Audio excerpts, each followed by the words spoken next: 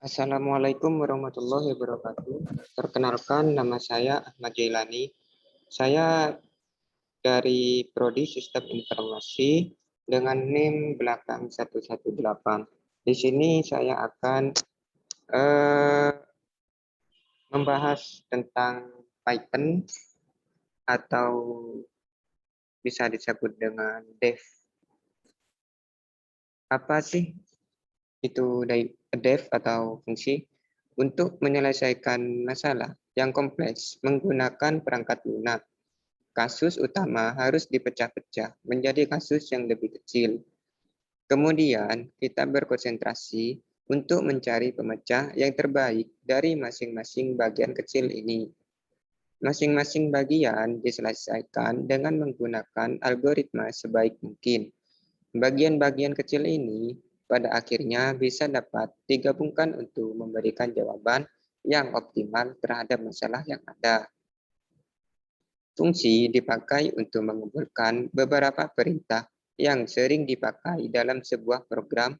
Dengan memakai fungsi, program yang dibuat menjadi lebih terstruktur,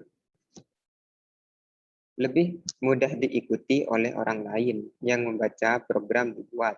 Paling penting adalah mempersingkat waktu yang diperlukan untuk mengembangkan suatu perangkat lunak.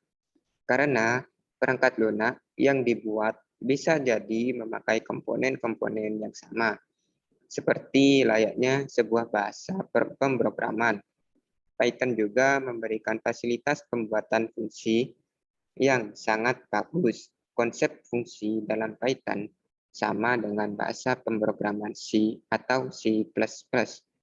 Python menganggap fungsi dan prosedur adalah sesuatu yang sama. Dalam artian, cara mendeklarasikan fungsi dan prosedur adalah sama.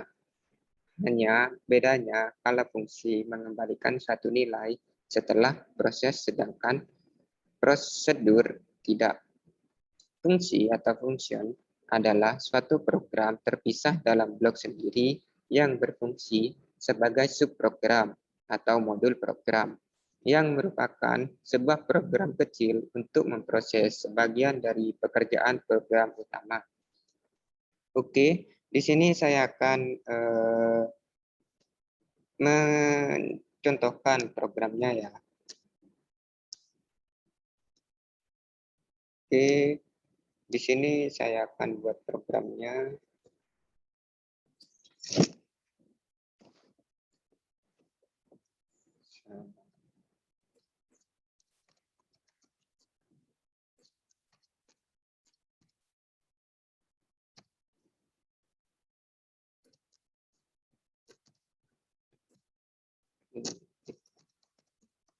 Saya buat programnya dulu ya, nanti saya akan jelaskan.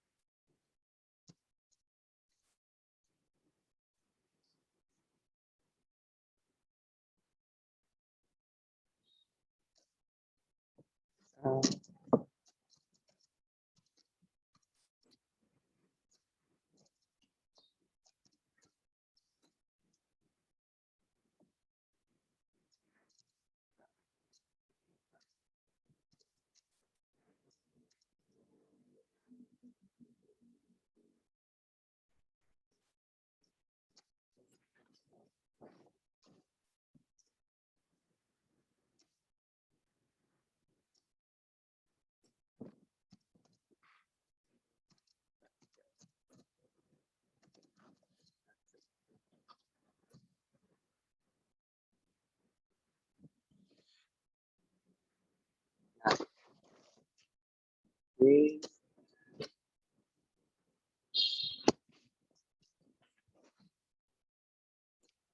saya jelaskan ya programnya ya. Nah,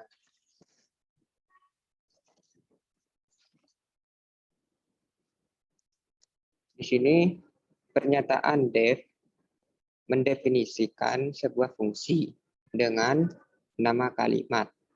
Nih, dengan nama kalimat. Tidak ada parameter yang akan dilewatkan ke dalam fungsi ini, sehingga dalam tanda kurung, ini tidak ada yang perlu dituliskan baris. Deklarasi fungsi ini diakhiri dengan tanda petik. Nah, tanda ini memberitahukan pada interpreter Python bahwa baris ini masih berlanjut pada baris-baris berikutnya. Dalam deklarasi ini terdapat penggunaan komentar yang ditandai dengan tanda pagar. Ini ya, tanda pagar kayak gini. Ini komentar, yaitu tulisan deklarasi fungsi dan deklarasi fungsi, terus program utama dan pemanggil fungsi. Dengan maksud untuk memberi keterangan atau penjelasan maksud dari kode-kode yang kita buat. Pada perintah ini terdapat keseluruhan, yaitu tulisan menampilkan kalimat halo selamat belajar Python. Nah, yang diapit oleh tanda titik 2 ya, digunakan untuk memberi penjelasan mengenai fungsi dengan nama kalimat tersebut ya. Fungsi ini tidak memiliki nilai kembalian. Dengan demikian tidak perlu menggunakan pernyataan return. Nah, setelah saya buat kayak gini, kalau kita run akan muncul hello maaf. Nah, muncul seperti ini. Halo, selamat belajar di Python. Nah, kita bisa sampai seterusnya ya. Misal gini. Nah,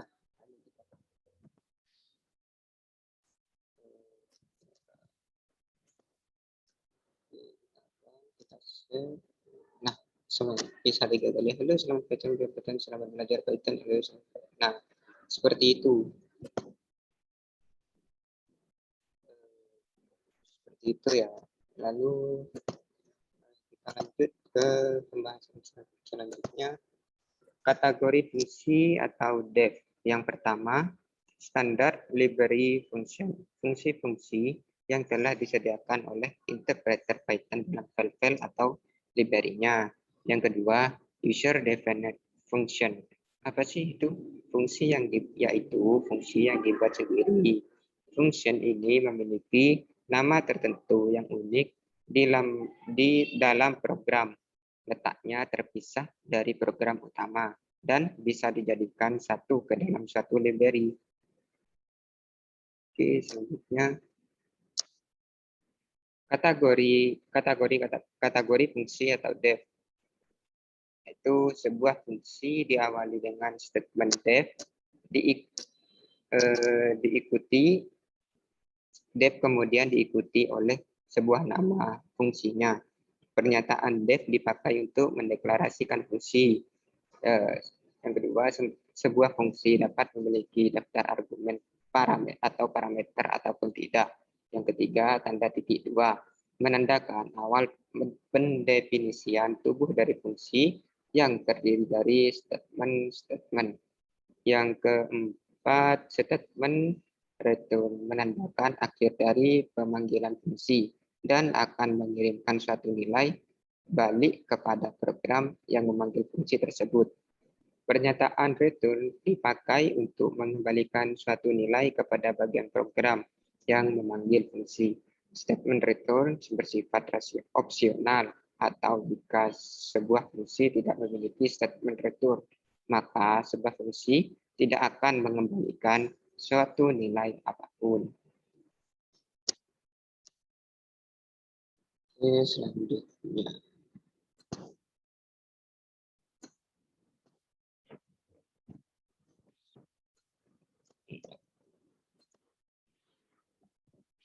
Oke, selanjutnya fungsi atau def dengan parameter. Sebuah fungsi juga bisa menerima parameter ataupun argumen. Ia merupakan suatu nilai atau variabel yang dilemparkan ke dalam fungsi untuk diproses lebih lanjut. Fungsi dapat membaca parameter.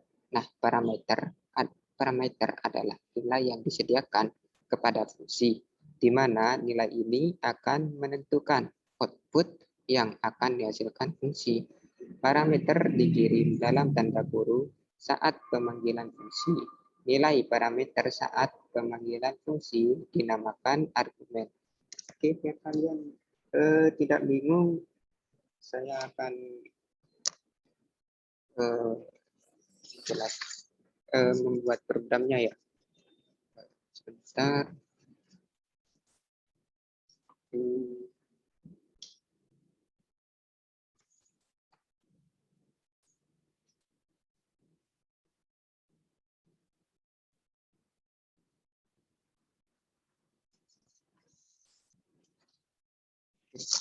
Lalu kita buat program ini. Oke, kita hapus. Oke, saya buat programnya dulu sama kayak tadi. Buat program lalu saya jelaskan.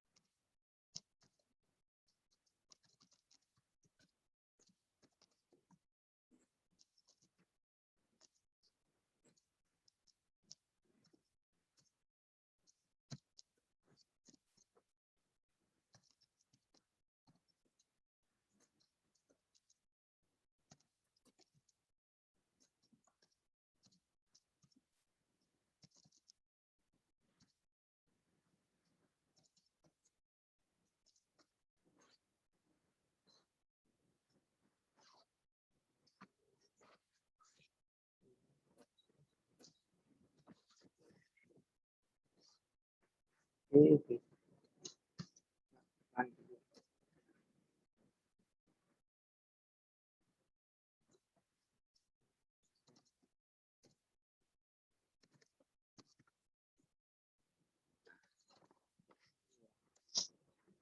programnya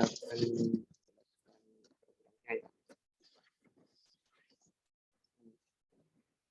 Pada perintah kali ini, parameter-parameter yang akan dilewatkan ke dalam fungsi didaftarkan dalam tanda kurung.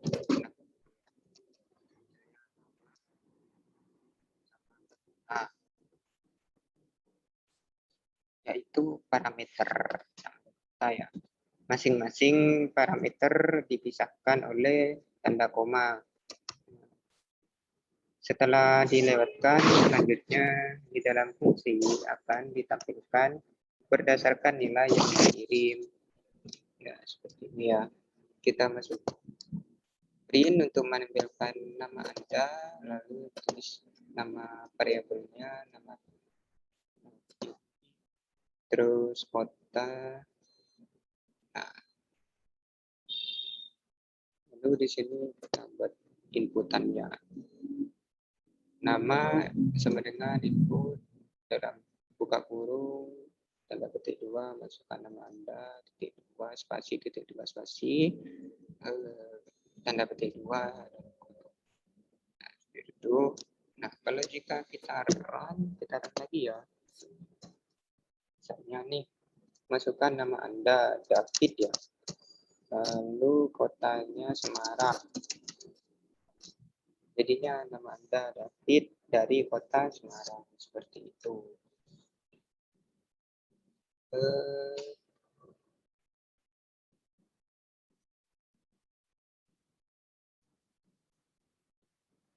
Selanjutnya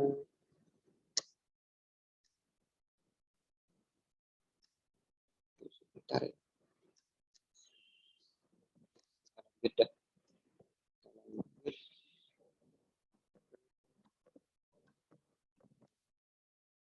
Nah, selanjutnya ini def dengan parameter dan dengan nilai kembalian. Yang pertama, apa sih itu? Secara teknis, fungsi dibedakan menjadi dua. Yang pertama adalah fungsi tanpa nilai balik, fungsi jenis ini disebut juga dengan prosedur atau void function. Sedangkan yang kedua adalah fungsi dengan nilai balik, disebut non-void function. Nah, ketika kita berbicara tentang fungsi ini sendiri, maka setidaknya kita mengacu pada fungsi jenis ini. Biar kalian tidak kita buat lagi.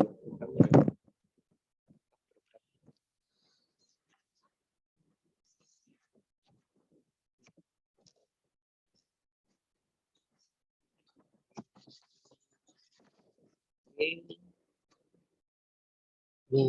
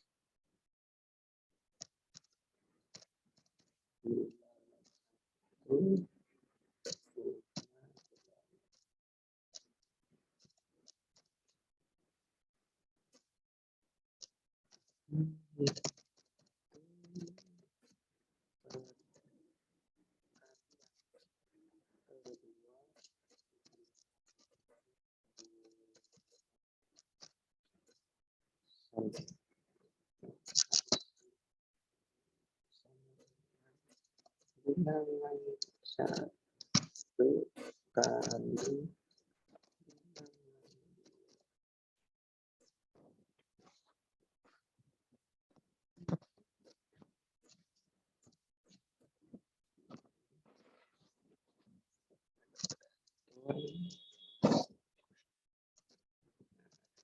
tur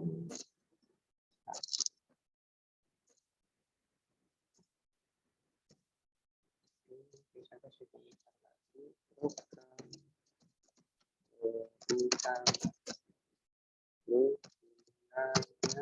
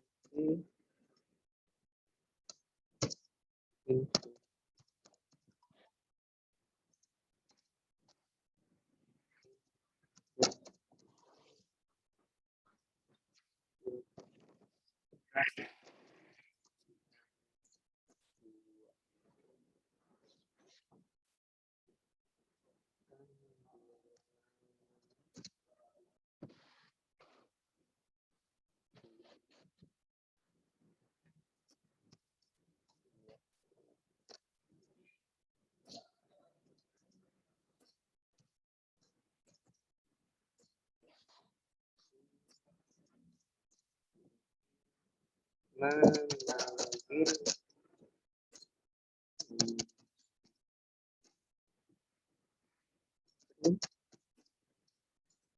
burung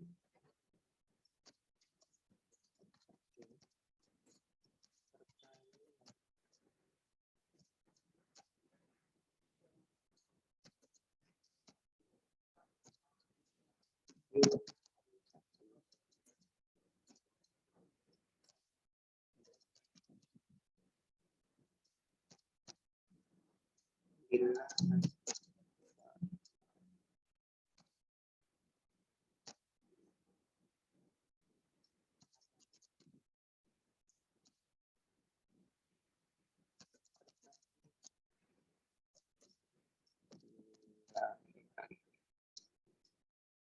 itu koma bilangan satu. Kita coba run. Oh, sorry.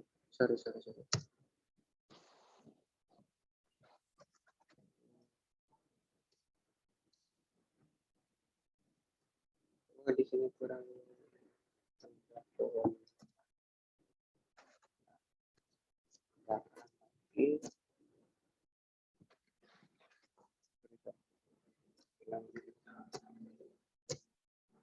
Ini kita run lagi.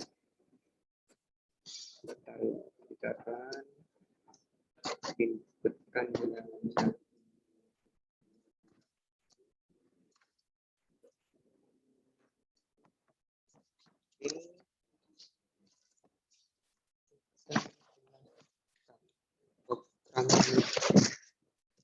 Nah, di sini pernyataan def. Ya, pernyataan def. Sebentar. Oke, sebentar ya.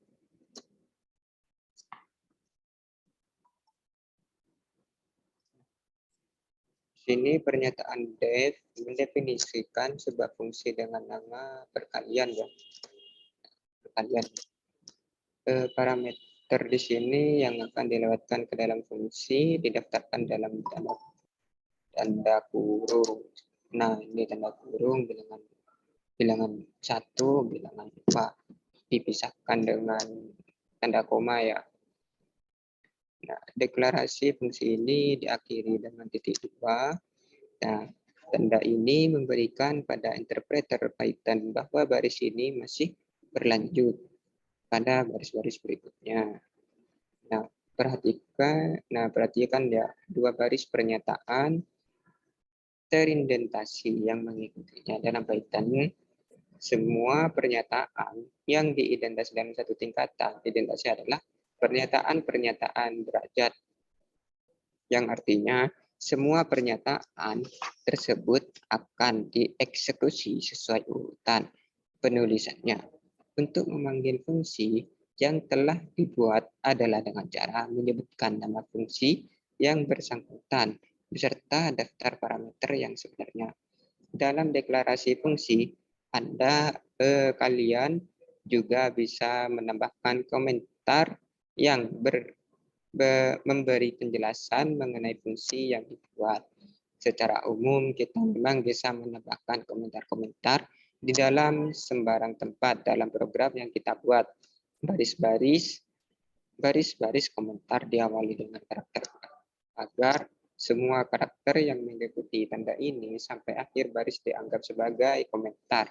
Nah, komentar ini tidak akan dijalankan oleh Python atau oleh program.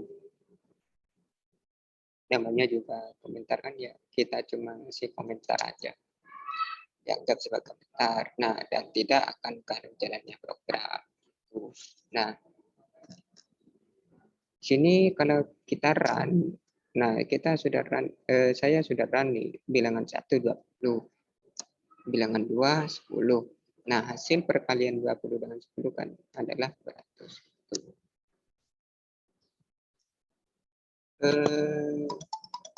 Itu saja ya penjelasan dari saya. Selebihnya mohon maaf jika ada salah kata. Saya akhiri. Wassalamualaikum warahmatullahi wabarakatuh.